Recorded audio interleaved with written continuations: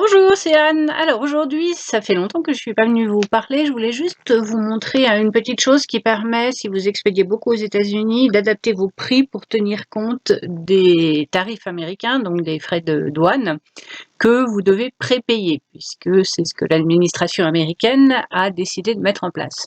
Etsy ne propose pas, en tout cas pas pour le moment, un moyen automatisé de collecter ces taxes pour vous. Et donc, il faut que vous expédiez vos produits via un transporteur qui permet de les prépayer. Et évidemment, il faut que vous intégriez dans vos prix. Donc, ce que Etsy a mis en place, alors bon, je suis sur ma boutique en anglais, mais vous pourrez, vous avez évidemment la même option en français. Vous avez un prix normalement qui était le même pour tout. Vous pouvez cliquer ici sur Add Global Prices et vous avez la possibilité de proposer des prix différents pour 3 zones. Donc moi la Suisse c'est là où je suis, donc c'est pour moi domestique. Si vous êtes en France, ça sera marqué France ici. Si vous êtes au Canada, ça sera marqué Canada. Donc je vais remettre le prix de base ici. Et puis vous avez le choix. Donc il y a 3 zones. Il y a la zone domestique qui est ici, il y a les États-Unis qui sont là, et il y a le reste du monde qui est ici. Donc là où il y a des frais supplémentaires, pour moi c'est uniquement les États-Unis. J'ai rien à payer d'autre de plus qui soit pas déjà collecté par Etsy pour le reste du monde. Par contre, pour les États-Unis, il faut collecter les frais de douane qui sont de 10% pour le moment. En Suisse, ça change un peu tout le temps. Donc voilà. Mais il se trouve que moi j'ai aussi des frais supplémentaires parce que la Poste suisse a mis en place une taxe supplémentaire. Donc cette taxe, je dois aussi l'intégrer dans mes prix. Donc je vais, alors admettons que on est 10% ici, ça va faire 2 francs suisses. Donc si vous rajoutez, enfin 2,7, si vous rajoutez ces 2,7 là, vous allez vous retrouver à devoir payer des choses parce que sur ce que Etsy va encaisser, il va vous facturer des frais qui comptent environ en moyenne autour de 20%, malgré ce que vous pensez, c'est plus que ce que vous pensez. Donc je vais rajouter 2,7 plus ces 20% pour pas me retrouver avec en déficit personnellement. Donc 20% de 2,7, ça fait 2 et 2, ça fait à peu près, on va arriver à peu près à 3,50, on va dire.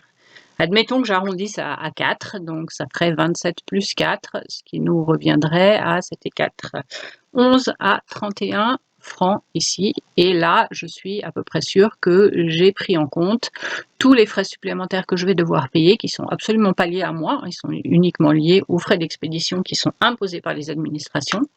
Et donc, je n'aurai pas à payer des choses de ma poche que je ne devrais pas avoir à payer puisque ces frais de douane sont comme pour nous la TVA, c'est l'importateur, c'est-à-dire la personne qui commande qui doit les payer. La seule chose, c'est que vous devez les prépayer, les avancer. En fait, c'est ça que ça veut dire. Donc, voilà comment faire. N'oubliez pas, quand vous rajoutez des frais à collecter, il faut toujours rajouter les frais de paiement d'Etsy parce que sinon, vous ne vous retrouvez pas du tout financièrement là-dedans, vous allez perdre de l'argent parce que vous n'aurez pas collecté l'intégralité du montant que vous allez devoir payer. Ok, et donc voilà, vous pouvez publier les changements. Alors, je viens d'aller vérifier et effectivement, il y a une possibilité de faire ça de manière globale pour plusieurs listings. Donc, vous pouvez aller sélectionner dans votre éditeur de listing de fiches produits, les fiches produits auxquelles vous voulez appliquer ça. Donc, vous avez la possibilité de changer les prix pour tout le monde. Vous avez la possibilité de les changer pour les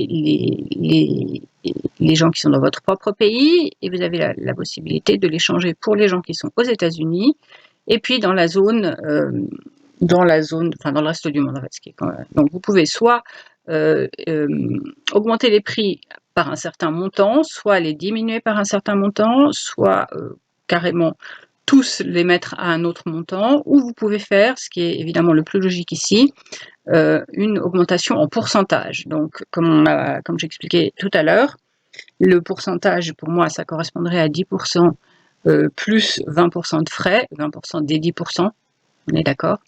Donc, on va dire que ça correspondrait, pour être un peu large, à peu près à on va dire 15%, avec 15%, je suis assez large, d'accord? Donc, vous pouvez le faire de manière rapide si vous avez beaucoup de fiches produits, ce qui est mon cas en l'occurrence, puisque j'en ai presque 1000. Donc, voilà. Ceci dit, moi, je préfère quand même le faire un par un. De toute façon, le calcul, moi, je préfère le faire à chaque fois qu'une fiche produit se renouvelle, aller vérifier où j'en suis, est-ce que mes prix sont de toute façon bien ajustés, parce que des fois, j'ai fixé les prix il y a longtemps, et puis les tarifs du marché ont changé et donc il faut que je les adapte. Mais voilà, ça vous permet en tout cas de ne pas devoir payer ces taxes de votre poche, mais de les refacturer au client, ce qui paraît complètement normal. Voilà, donc si vous n'avez pas encore de boutique Etsy et que vous souhaitez en ouvrir une, il y a dans cette vidéo, dans la description, un lien qui vous permettrait d'avoir 40 fiches produits gratuites, puis à moi aussi par la même occasion, et puis ça m'aide beaucoup si vous likez cette vidéo. Et n'hésitez pas à me dire s'il y a des sujets dont vous aimeriez que je parle dans les commentaires, et je vous retrouve bientôt. Merci, au revoir.